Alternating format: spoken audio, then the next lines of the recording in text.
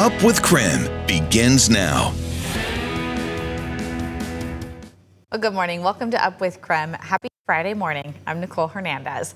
We want to start at 6 o'clock this morning with our meteorologist, Thomas Patrick. Thomas, you say this weekend is going to be fall-like again, right? Yeah, so nothing too bad, nothing too worrisome the next couple of days. I think our next reasonable chance of rain is going to be Sunday night. What about this morning? There's a little bit of mist that's hanging around the air, though I wouldn't exactly call this foggy around Spokane, but you can tell that the cloud cover is very low, especially if you look deep off into the distance. As for our visibility reports, you will notice some reductions, especially around Deer Park and Spokane's airport. Quarter-mile visibility very much would be dense fog. So just be cautious of that. Realize that there is some patchy fog, some light mist, but not too much in terms of rainfall. That'll hold off until Sunday or Sunday evening. Temperatures still mid-40s for now, though I do think it will get colder closer towards Thanksgiving. Thank you, Thomas. Taking a live look at I-90 and Division now, right near downtown Spokane. You can just see the camera there moving a little bit, but other than that, really things aren't looking too bad on our roads this morning. I'm taking a look at our traffic maps right now, and things are moving pretty smoothly. All of our roads look green with no major backup or traffic. It has now been 1 month since Spokane businessman Dan Arata died in a plane crash on his way to Montana. We now have new information from the National Transportation Safety Board preliminary report. The documents say Arata tried to abort the landing while in his approach to the runway. He got a warning he was too close to the ground and tried to speed up power and turn the plane. He crashed less than 4,000 feet from the runway. This report does not answer one big question, though. It sounds in the preliminary report like there was not a power failure, but we still don't understand why the airplane was so slow when it was doing that missed approach. This again, just the preliminary report here. We should get more information about the plane and the autopsy report once the investigation is over. A weather balloon that launched from Spokane collided with a United Airlines flight over Utah. It caused some serious damage to the plane. Take a look here. It cracked the plane's windshield and covered the pilots with glass. So this all happened last month near Arches National Park. The NTSB says a company based in California launched the balloon in mid-October. It then drifted into southern Utah, and that's where it hit the United flight. Luckily here, nobody was hurt. The plane diverted to Salt Lake City and landed there. Here locally, the city of Spokane is in a $13 million budget deficit, and the city council is still trying to come up with a budget that they can all agree on. Mayor Lisa Brown proposed a budget that would cut about 20 city jobs. City Council President Betsy Wilkerson said she wants to keep all city council staff positions. Most council members say while they want to restore funding to the Spokane Library, they will likely still have to make cuts. Give me some data on which libraries are highly utilized on Sundays. So if there had to be cuts, they can be very targeted cuts. It really depends on the location, the neighborhood.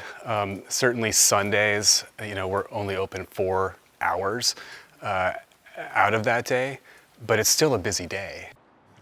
The council will talk about some budget amendments at their meeting on Monday. Their goal here is to approve the budget before the end of the year.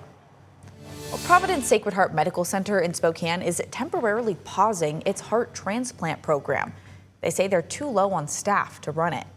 The hospital says they are helping patients on the heart transplant wait list transfer to other centers now. Providence says this pause will not impact other cardiology or transplant programs.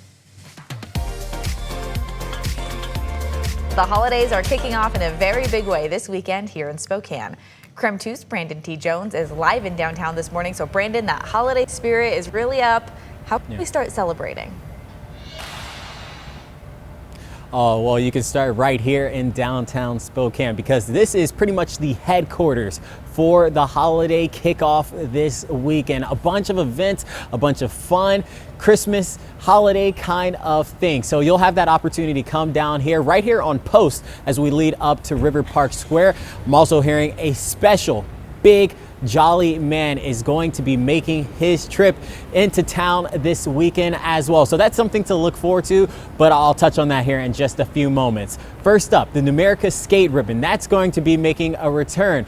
Hi there, my friend. What's your name over here? Hey, I'm Emily. Hi, Emily. I'm on air right now. Are you work with Downtown Spokane? Yeah. Come on in, my friend. What's going on, Emily? All right, you guys could be close to me because I got the microphone. You look great, by the way. This red is awesome. You look like you're in the Christmas I'm getting spirit. in the spirit for the holidays. So you're with the Downtown Spokane? Yes. All right, well, let's talk about it. I mean, it's beautiful down here already. What are you excited about? Yeah, the holidays are here. Yeah? It kicks off officially tomorrow, November 22nd. Yeah. We have Jingle and Mingle here on Post Street, Merry Magical Lane transforming here. Yeah.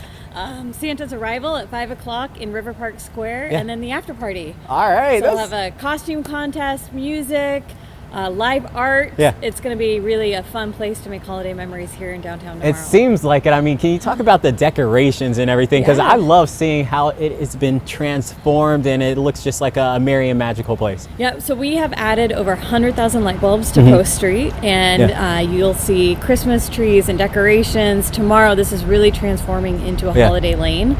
So you'll have elves, Mrs. Claus. We have horse and carriage rides coming through tomorrow. Oh my gosh. Really, there's something for everyone to be able to come down and make a memory.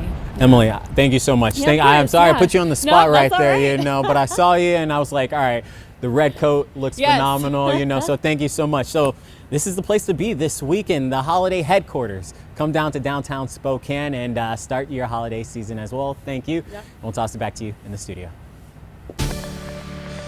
Thank you so much for that, Brandon. Everybody getting in the spirit. A lot more lights out there, and I'm sure a lot of you have been setting up the Christmas decorations as well. Been noticing it even on my own street where I live. As for today's weather, a little bit of some light mist and light fog out there this morning. That still gives way into another pretty normal afternoon here.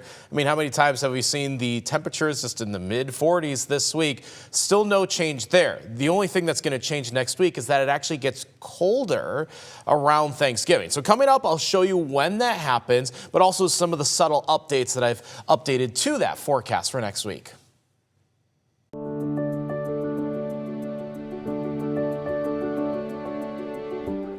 Good morning, everyone. Well, last night we were giving away 500 meals at the Life Center parking lot on Government Way for families that were in need. So all because of your generous donations to Tom's Turkey Drive. We absolutely couldn't do an operation like this without our incredible volunteers and businesses. And look at this, dark and early, ladies and gentlemen. We've got our great friends from Avista out here. And not only have they been strong supporters of Tom's Turkey Drive for more than 20 years now, we're in our 26th year of Tom's Turkey Drive, but they're also out here in there's nothing good about this. It is darn cold out is what this is. I've got Andy now. I'm going to go with Andy, okay? Even though you're going to be the guy. So look, for a long, long time, Avista has been a part of Tom's Turkey Drive. Why is it important to you guys, and why is it part of your culture to just help families in need? Well, it is part of our culture. Every year, I think we're excited to see how much money we can raise internally and also how many hours we can put out here and handing out turkeys. Yeah, and speaking of raise money internally, I'm told that you guys are actually going to be in next week, and all of the employees donate money, and then you give us really just a huge donation, which helps us pay for all of these meals. Yes, it's not just the hours, it's the money as well, and we're really excited to give the money as much as we have, put it out there in the community that, we serve every day. Well, I love you guys. Avista, again, there's nothing good about being out here when it's cold, but you're doing God's work, ladies and gentlemen, and you're helping all these families, and we appreciate you distributing these. We've got all kinds of different distributions going on across the city. We'll continue that through Tuesday, but we still have to pay for these meals, for these 8,500 Thanksgiving dinners. So we're encouraging you to head to Rosar's today. For $25, you could feed a family in need. Also, Super One on the South Hill and Huckleberries on the South Hill is participating. So thank you in advance for donating. And if you've already donated, thanks for supporting Tom's Turkey Drive. Well, we hope you can join us this weekend for Up with KREM. If you haven't watched yet, we are streaming on KREM 2 Plus both Saturday and Sunday mornings from 6 to 10. If you don't yet have KREM 2 Plus, you will need to download it on your TV. It's totally free and then you can tune in. Here's a look at some of the news stories that we're working on ahead for this weekend. We're talking with an expert about Medicare scams, plus some healthier Thanksgiving options that still taste great. Also, advice on how to budget for the holidays, and a new Back to the Archives. Plus this. The dumbest and coolest thing we have ever done. Well, Jeremy and I have a big project on our hands. Watch this weekend to see the start of our journey to transform an old van.